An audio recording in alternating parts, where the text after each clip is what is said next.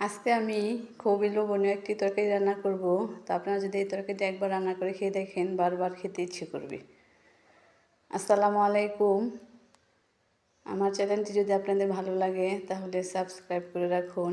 আমি একজন গ্রামের সাধারণ মেয়ে, তেমন গুছিয়ে কথা বলতে পারি না, তো যে চেষ্টা করি ভালো করে ভয়েস দেওয়ার। তো আপনারা যদি পাশে থাকেন, ইনশাল্লাহ একদিন এগিয়ে যেতে পারবো। তা আমি কিন্তু মাটির চুলায় বেশি সময় রান্না করি। তো এই যে দেখেন, মাটির চুলায় আগুন দিয়ে দিয়েছি, আর এদিকে আমি বস্তুগুলোর মধ্যে একটু হলুদ, লবণ, মরিচের গুঁড়া দিয়ে ভালো করে মেখে নিচ্ছি। তারপর ভেজে নেব, হালকা করে ভেজে নেব। তো মুরগির গোস্তটা কিন্তু ভেজে রান্না করলে বেশি ভালো লাগে। উল্টে পাল্টে আমি ভেজে নিয়েছি। এই যে ভাজা হয়ে গেছে, এখন আমি নামিয়ে ফেলতেছি। এইভাবে আমি সবগুলো মুরগির গোস্তই ভেজে নিয়েছি। এখন আমি কড়াইটা পরিষ্কার করে তারপর একটু তেল দিয়ে দিচ্ছি, আর ভেজে রাখা তেলগুলিও দিয়ে দিয়েছি। এখন আমি পেঁয়াজ কুচিগুলি দিয়ে তার সাথে দিয়ে দিচ্ছি গরম মশলা। এখন কিছুক্ষণ ভেজে নেব। কিছুক্ষণ ভাজা হয়ে গেলে তারপর দিয়ে দেব আদা রসুন বাটা। আদা রসুন বাটাটা দিয়েও কিন্তু কিছুক্ষণ ভেজে নেব। এটার একটা কাঁচা গন্ধ আছে, তো তেমন গন্ধ করে না। এই যে এখন আমি দিয়ে দেব হলুদের গুঁড়া, মরিচের গুঁড়া, ধনিয়ার গুঁড়া, জিরার গুঁড়া, লবণ, যে যতটুকু ঝাল খান সেই অনুযায়ী মশলাটা দিয়ে দেব। এখন আমি একটু পানি দিয়ে মশলাটাকে ভালো করে কষিয়ে নেব।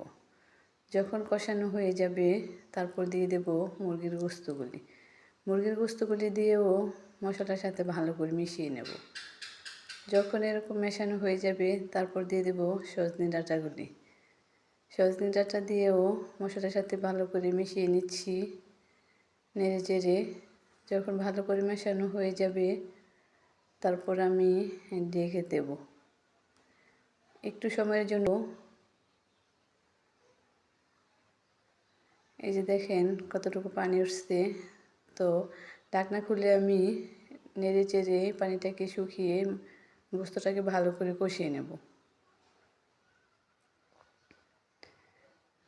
তরকারি স্বাদটা কিন্তু অনেক সময় কষানোর মধ্যেই থাকে। তো এই যে দেখেন কষানো হয়ে গেছে। এখন আমি পরিমাণ মতো জল দিয়ে দেব। জল দিয়েও নেড়ে চেড়ে ভালো করে মিশিয়ে নেব। এখন আমি ঢেকে কিছুক্ষণ জাল করে নেব। এই যে দেখেন বলক এসে গেছে। এখন নেড়ে চেড়ে কিছুক্ষণ জাল করার পর যখন হয়ে যাবে তারপর নামিয়ে ফেলবো। এইভাবে এই তরকারিটা রান্না করলে কিন্তু খেতে অনেক মজা হয়। একবার হলো আপনারা রান্না করে খেয়ে দেখবেন। তো সবাইকে পুরো ভিডিওটি দেখার জন্য অসংখ্য অসংখ্য ধন্যবাদ।